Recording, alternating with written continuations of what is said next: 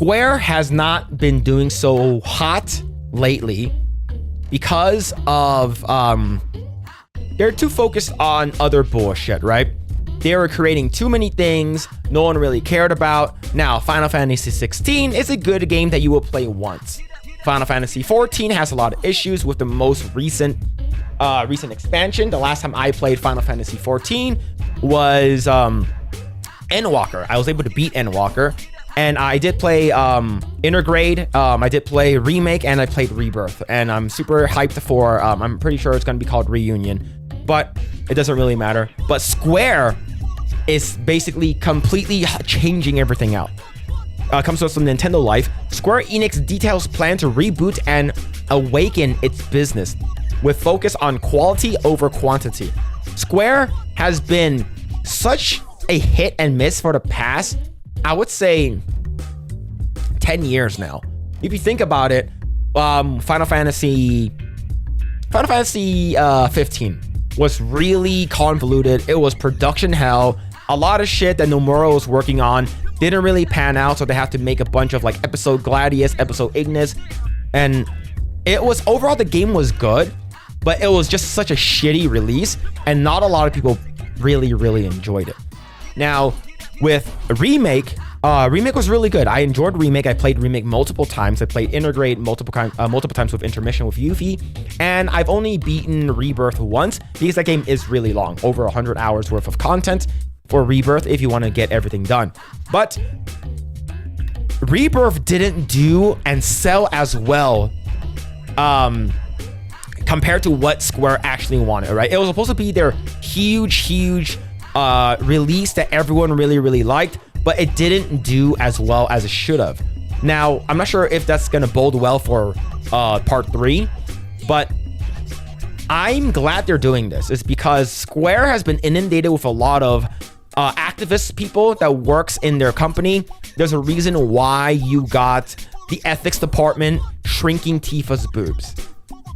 All right, if it wasn't for these activists or lack of a better term, woke people that are working at Square, Tifa's boobs would still be really big. Remember, I think her boob size was supposed to be G cups. At least that's what I heard.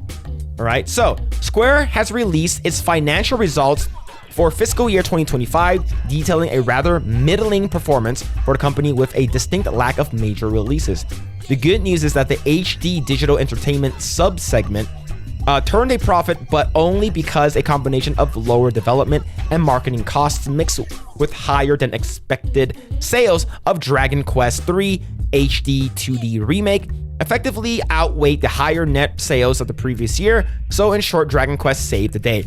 As you can tell, not a Final Fantasy game. Now, Final Fantasy 16, like I said, is a good game, but it needed to be it needed to be phenomenal.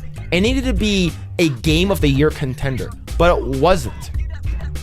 I only played Final Fantasy 16 once, and I will probably never play it again. Unless like someone really wanted me to play it, or they added a big titty mod into the game, I might play it again. But overall, the game is good, but it's not worth playing again. And the sales did not do as well, especially when it came to the PC. Not a lot of people cared about Final Fantasy 16, and they have a lot of good characters. Dion was one of my favorite characters, one of the standout characters, and also a gay character that's actually really well written for Final Fantasy 16. In separate documents, Square details its midterm plan to reboot and awaken its business operations, which focuses on 4 core initiatives. Enhance productivity by optimizing the development footprint in the digital entertainment segment, diversify earnings opportunities by strengthening customer contact points, roll out initiatives to create additional foundational stability, allocate capital giving consideration to the balance between growth and investment and shareholder returns. I think that they need to focus on making their games better. It's all about quality, like I said in the article, all about quality and not quantity.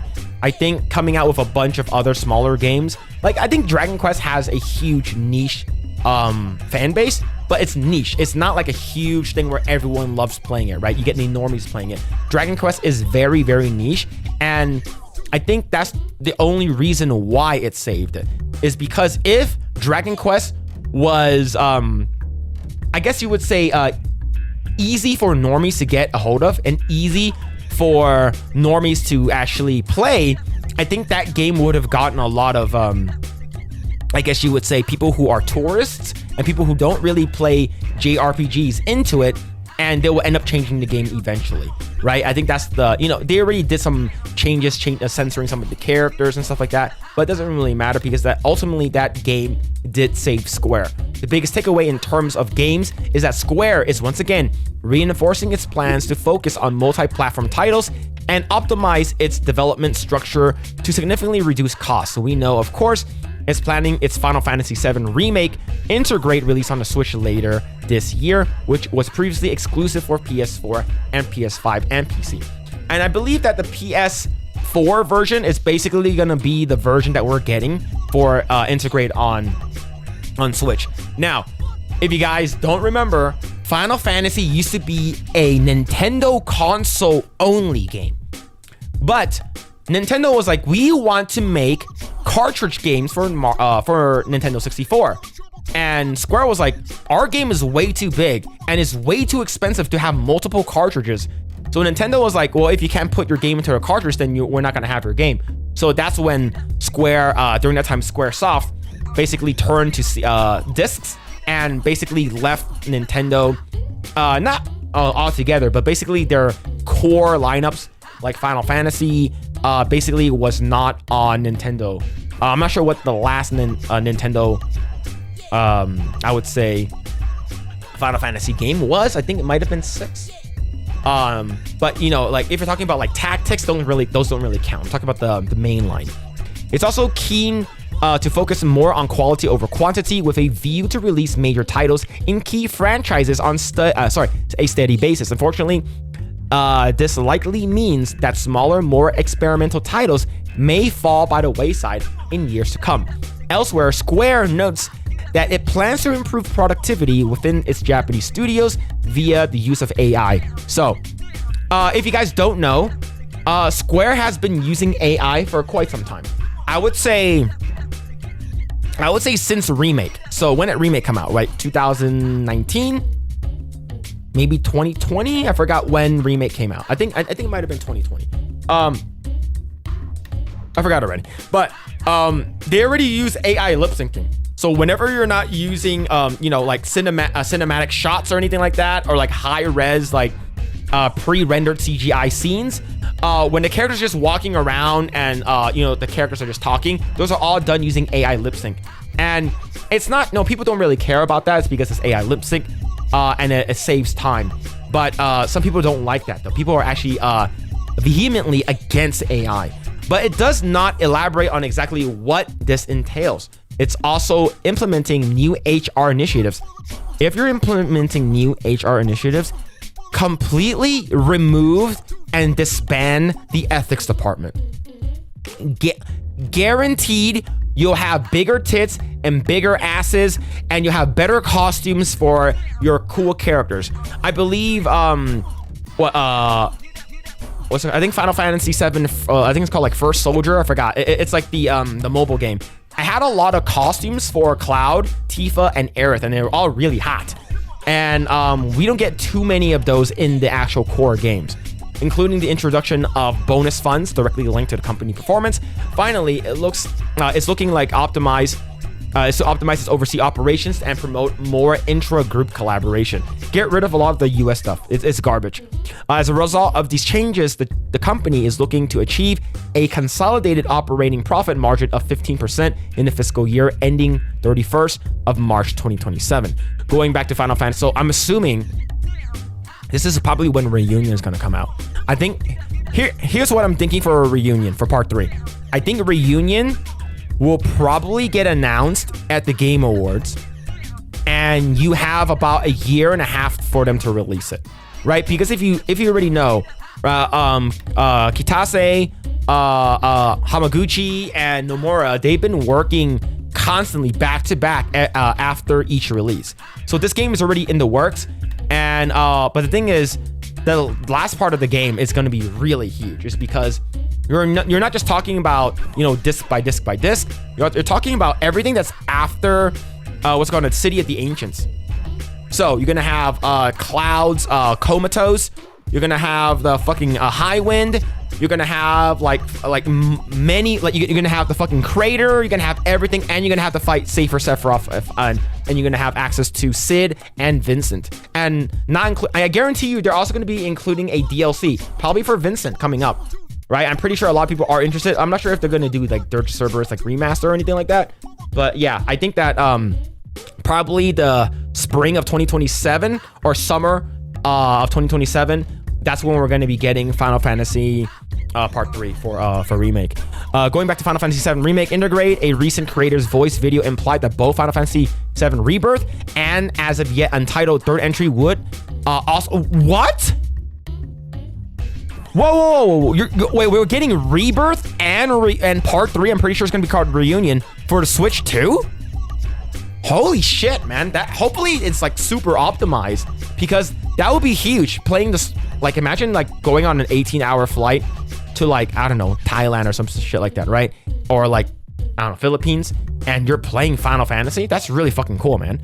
Unless you're playing, because it's going to be exclusive to consoles, and then it's going to be timed exclusive after a year, and then it'll go on PC. Square's Reboot and Awaken plan only goes toward reinforcing this possibility. So that's pretty interesting. I'm looking forward to what Square's going to be doing. They haven't really been doing well in the past several years. I would say the past, like I said, like the past 7 to 10 years. Not really that great. I know that Endwalker is really good. Yoshi P basically saved Final Fantasy 14 with A Realm Reborn, and Final Fantasy 14 A Realm Reborn, and he also did Yoshi P also did 16, which is okay. The only game that they have going on for them that's actually really interesting is Final Fantasy 7.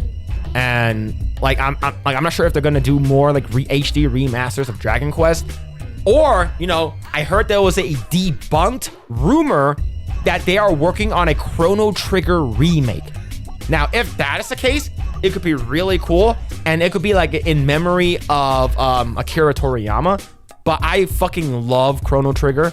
But my opinion, if Square is going to save itself, I would say right now, Square needs another team to be working on another remake.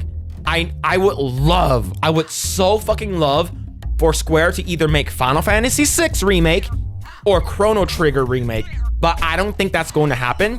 And I think an actual possibility of Final Fantasy VIII being remade is probably more likely. I think it's simpler, it's more streamlined, and granted, you have hot girls and hot guys in that game. Granted, you know, like their tits aren't as big, but I think Final Fantasy VIII Remake could be really good as well. But I hope that Square actually like starts making more money, stop using the fucking ethics department, save money, because a lot of DEI bullshit works at the ethics department. So get rid of that shit, make Tifa's boob bigger, remove the fucking sports bra, remove her leggings so we can see her legs. Look, it's a win-win. All right, it's a win-win. Give us more costume or more skins in Final Fantasy Part 3 Remake. That's all I want.